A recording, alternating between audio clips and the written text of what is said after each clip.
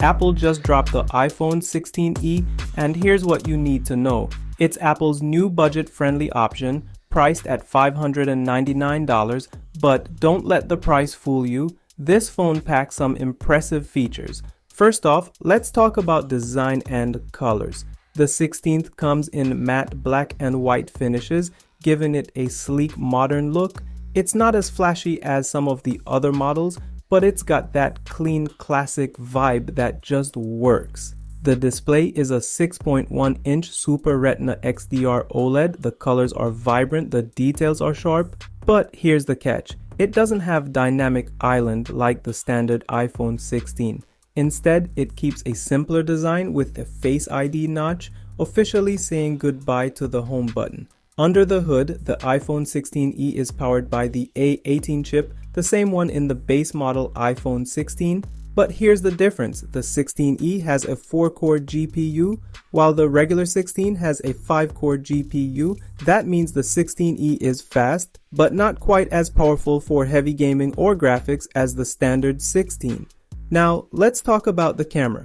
The 16th comes with a 48 megapixel fusion camera, which is a huge upgrade from the 12 megapixel camera on the previous special edition model.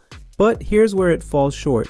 The 16e only has one rear camera, while the regular iPhone 16 has an additional 12 megapixel ultra-wide camera for those epic wide-angle shots. So if you love capturing landscapes or macro photography, the standard 16 might be a better choice. A major change is the switch to USB-C.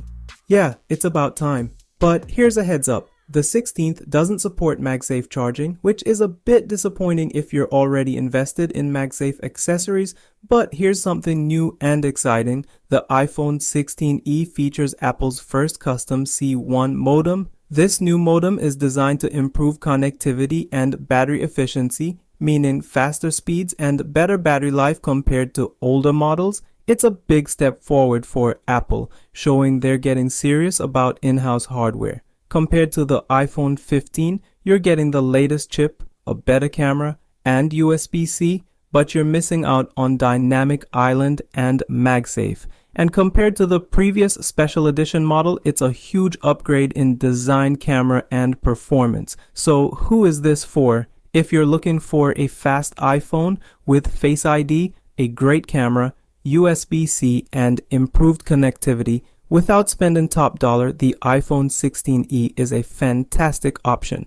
But if you want the latest features like Dynamic Island, MagSafe, or the best graphics performance, then you might want to look at the iPhone 16 or even the Pro models. Would you make the switch? Let me know in the comments.